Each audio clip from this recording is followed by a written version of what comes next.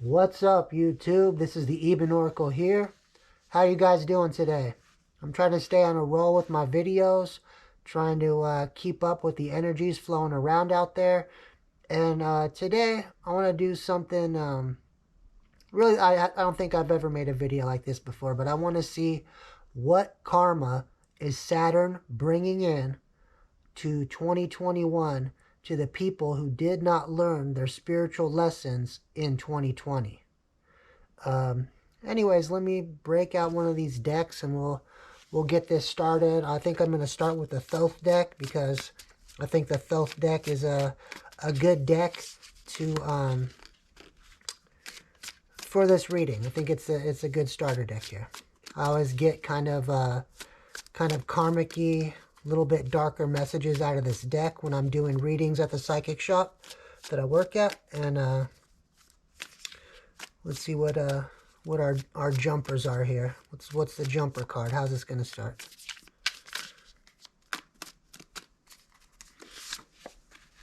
The death card. All right. So Saturn is definitely putting the end to certain situations or certain things that have been happening to people in 2021 who didn't learn their lessons in 2020. That's a lot of 20s to say. Getting all tongue-tied. All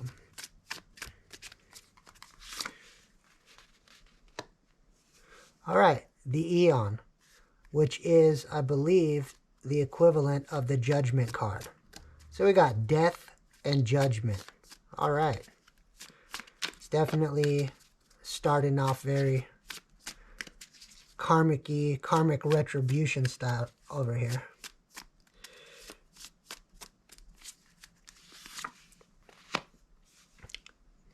All right. This is the Seven of Cups. In the Filth deck, it's called the Debauch card. So debauchery. All right. Definitely very karmic. Thank you, Spirit, for coming through with this message. Seems like ever since I started working at the psychic shop and doing readings live in front of people, that with all the practice I get doing readings, it seems like my readings come out better and better all the time. And it seems like my connection to Spirit, my connection to the energies that are happening in the ether seem to really come through. I've gotten a lot of really wonderful comments from clients or currents that have come into the shop, and I've done readings for them. And I guess like anything, you know, practice makes perfect. But I think, you know, exercising your third eye is probably just as important as exercising any other muscle in your body. And the more you do it, I think the better you get at it. At least that's what I'm noticing. All right. Next, failure. Wow. Okay. Well, definitely karmic-y reading here. I'm going to stop going through too much, you know, card detail per card, because I just want to get these first couple rows of cards laid out so I can start the intuitive message, and then we'll pull from other decks to see what they have to add to the message or clarify. The Star.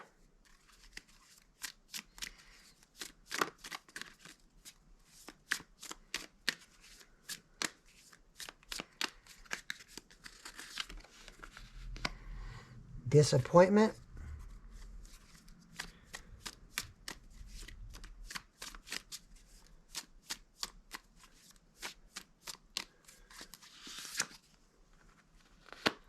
The Magus, or the Magician.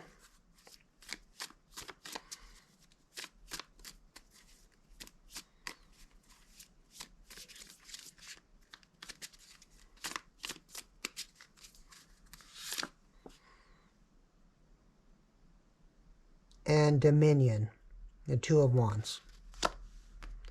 All right, let me start this intuitive message off before it gets too boring and you guys click through my videos. Stop clicking through my videos. I need the analytics to light me up so I can get this message out to more people out there. All right, let's get started. We got the Death card, so that's the ending. Judgment. Just for the first three cards, Death judgment and debauch. I'm seeing that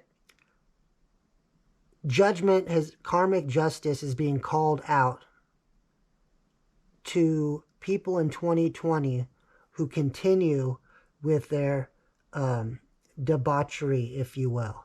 And that could be many different things. That could be cheating, lying, stealing, over drinking, drugging it up too much, and I think it's honestly the judgment coming in is, in two ways from what I'm getting here. It's failure to things that you were wish fulfillment, and it's also the ending to wish fulfillment. So I think that a lot of people out there who thought they could just do whatever they want and the universe isn't watching and, no karma is going to come to them, I think that they're going to get a very rude awakening in 2021. I think there's going to be a lot of endings to things that they wished for, maybe possibly tried to manifest, maybe even did a little bit of spell casting to try to bring in certain things they wanted. And I think the universe is going to put the kibosh on that. I think that's done with. I think some people who have been in this debaucherous energy, they're going to see that all the things that they've tried to manifest are actually going to fail. All the things that they lied, cheated, stole, or just weren't in their right mind because of debauchery, they're going to realize that that's not the energy to be in if you want to be seriously manifesting anything. And the other thing is they're going to be, I see in this card here, the Five of Cups, disappointment in the filth deck. They're going to be actually disappointed. I think it's going to come to a shock as them. Like they thought they were some badass magician here. And I think they're going to realize when they get struck down by judgment, because maybe they were trying to manifest in reverse or manifest in an improper way and not being in the proper energy because of debauchery, that really when the judgment hits them, I think they're almost going to be in shock. Like, what happened? It always worked in the past. I'm disappointed. It doesn't work anymore. Why aren't my wishes coming true? Why aren't my energies that I put out into the universe coming to fruition? When things fail, things end, and possibly even, the death card, not only endings, but, possibly even deaths happening due to debauchery. I think it's going to be a rude wake-up call for a lot of people here. And here with the Two of Wands, it's like, it's that card of choices, choosing to go one way or another. And it seems like the people that chose to go the wrong way during or before this Saturn-Jupiter conjunction in 2020, I think that they're definitely in for a rough time here, because karma can definitely be tough, to say the least. All right, let's get some more clarity on these cards. Don't mean to sound like I'm preaching. I've been known to engage in drinking and certain debaucherous behaviors myself, but I've also learned from the way I used to behave, and actually have changed myself quite a bit, and realized that to manifest the things that I've wanted in my life, that I actually had to be in a completely different type of energy, a much more high vibrational energy, which allowed the things that I wished for to actually come into fruition for me. But don't get me wrong, I still get the universal judgment cast upon me just like everyone else when I don't make the right choices.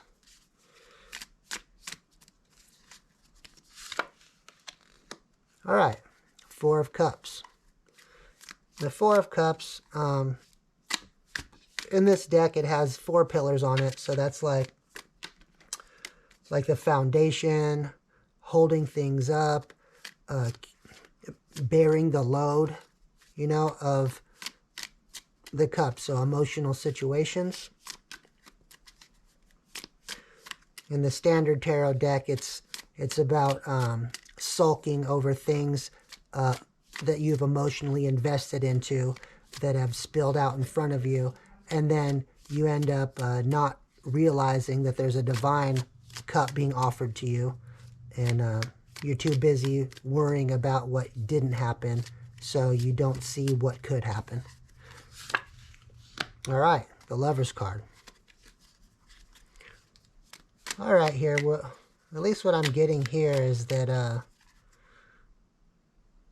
you know what, I'm almost getting here that with the Lover's card being on top of the Judgment and Disappointment card, I think there was some love situation here that sparked off, and it maybe because certain lessons hadn't been learned and certain behaviors were continuing, even though the universe had tried to give warnings about these behaviors. I feel like judgment was cast on these lovers, and it ensued into disappointment, the Five of Cups, which is, you know, that depression, despondency, despair, regret.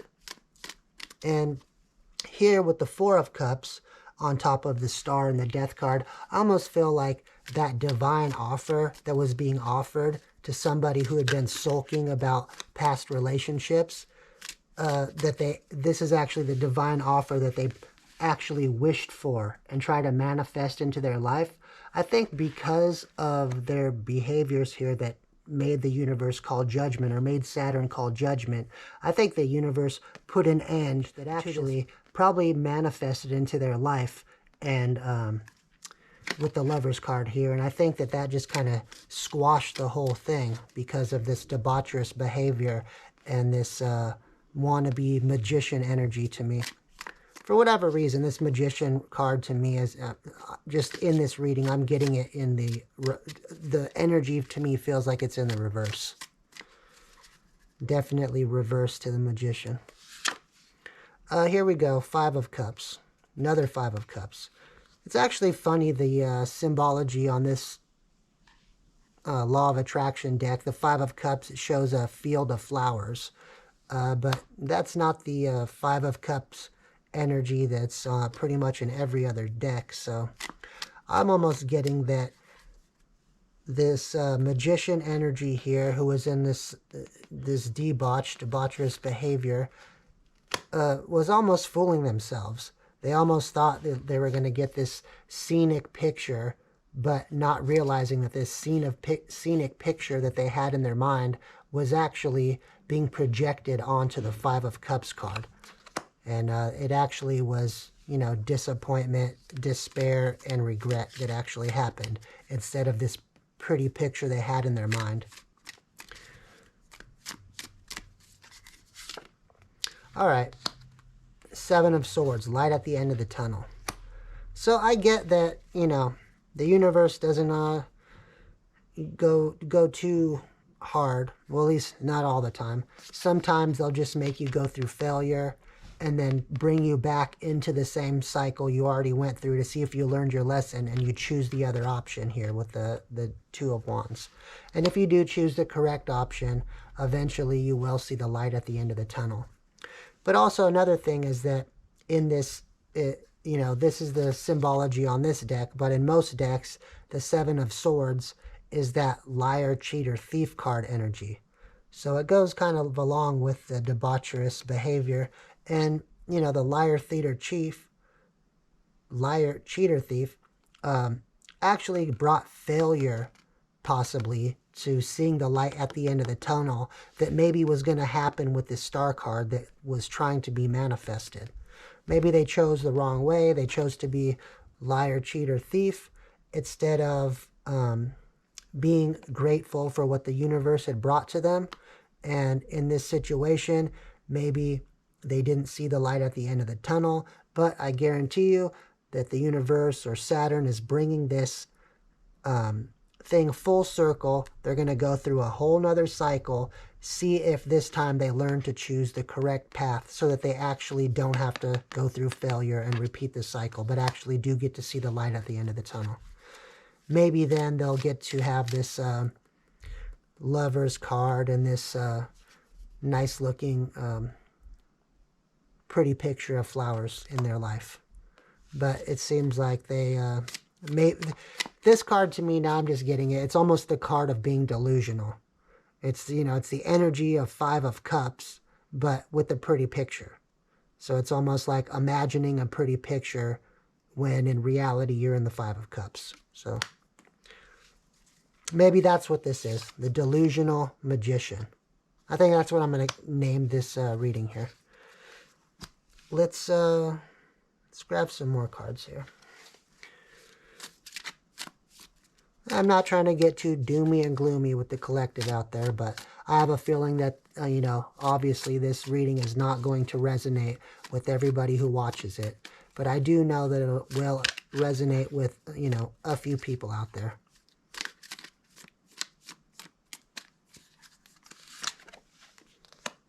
Seven of Wands. All right. Basically, you know, a battle ensues, but it seems like you have the high ground in this battle, trying to fend off enemies and conflict.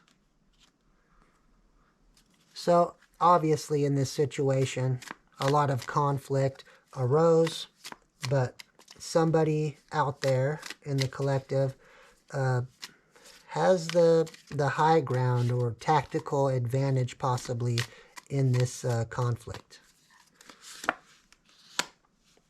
All right, Three of Wands, waiting for your ships to come in. Maybe somebody in the collective, after, you know, going through these battles, you know, having some sort of advantage. Maybe it's a spiritual advantage if this is some sort of spiritual battle, in a sense, happening. You know, this seems like a very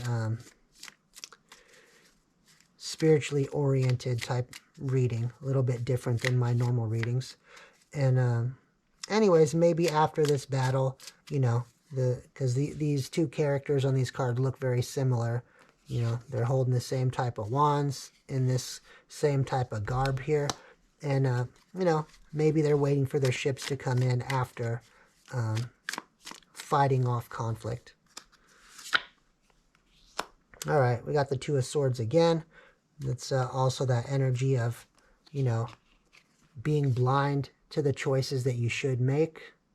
You know, so with it being on top of this card, which to me is the kind of delusional Five of Cups card, the debauch and the wannabe magician. It's like the, you know, whoever the wannabe magician was, I think was delusional because of the debauchery happening in their life. And that caused them to be blindfolded on what choice to make. Which, maybe they chose to go up against causing conflict with somebody who maybe was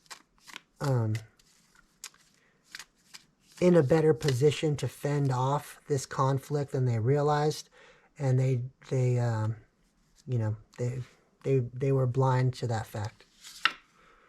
All right, King of Swords. All right, so with the King of Swords there, that's standing in your power, your truth, cutting things off that no longer serve you. It's also kind of an authoritative card. I'm kind of getting that that's the energy of this person who was in the high ground in this conflict. Let's see what else the cards have to tell us real quick.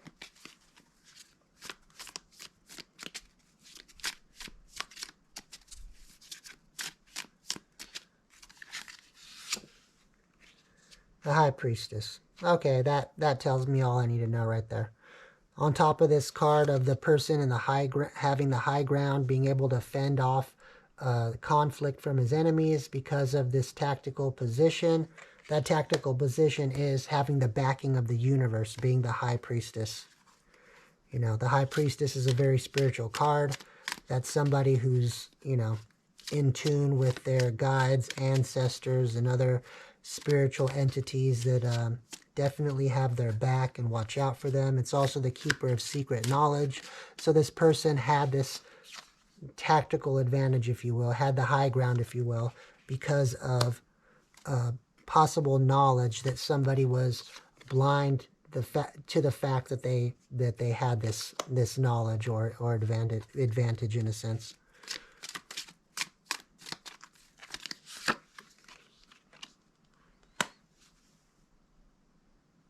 All right.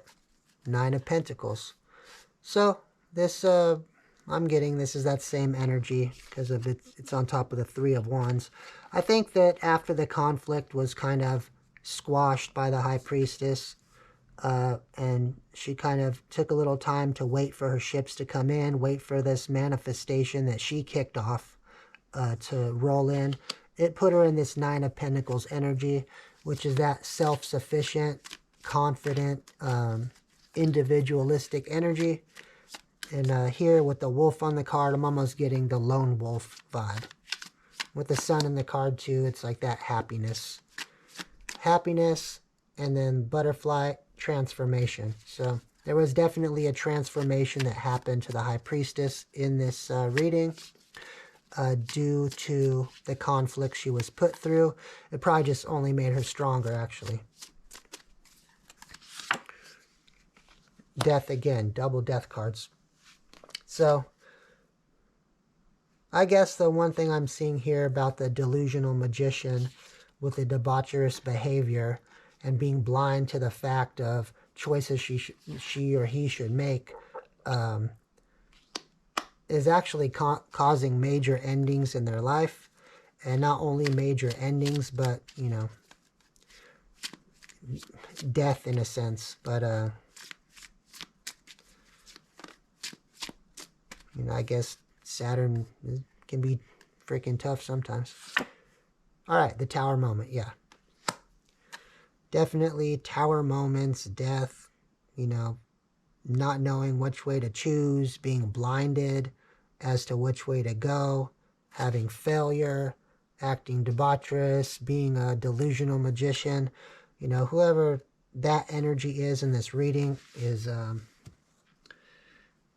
probably not looking at a very fun 2021, but maybe they will learn to take the blindfold off so they can get to the energy of seeing the light at the end of the tunnel and not having to repeat cycles if this Tower and Death card isn't too rough.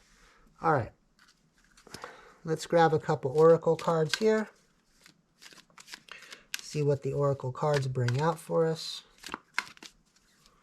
I hate shuffling Oracle cards. It's too damn big.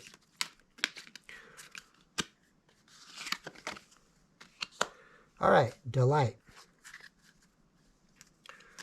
So let's draw another Oracle card and see what the two oracles put together, what their meaning is. Delight can mean a lot of different things. Victory. All right, so I'm getting here that, you know, obviously the delusional magician is not going to be having delight in victory. They're facing death and towers. I'm seeing the High Priestess is actually going to be delighting in the victory that they had from being in this high ground, having this high standing with the universe and the spiritual realm, and being this lone wolf that's independent. Probably taking the conflict as a way to have transformation, spiritual transformation, also possibly even transform or transmute this conflict into happiness.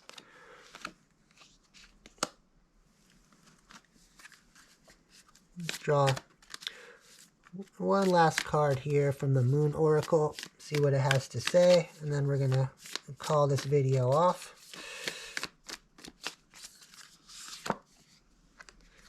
All right, hold your vision. Okay, so hold your vision.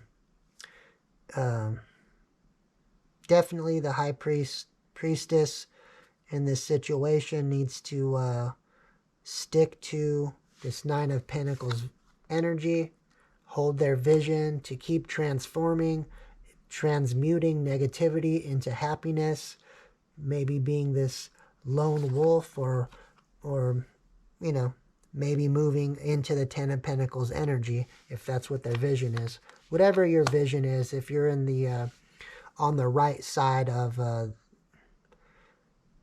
playing out karma from 2020 and you get to go into 2021 with delight and victory, then hold your vision in that. Hold your lone wolf status, High Priestess status, your overcomer status.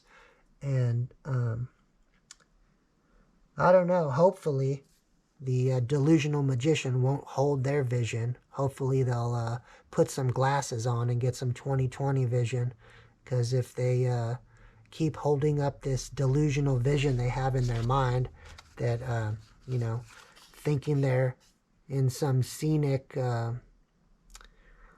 landscape when they're really in the Five of Cups, I mean, I don't see things going too well for them in 2021. Anyways, like, share, and subscribe my videos, please. I would appreciate it very much.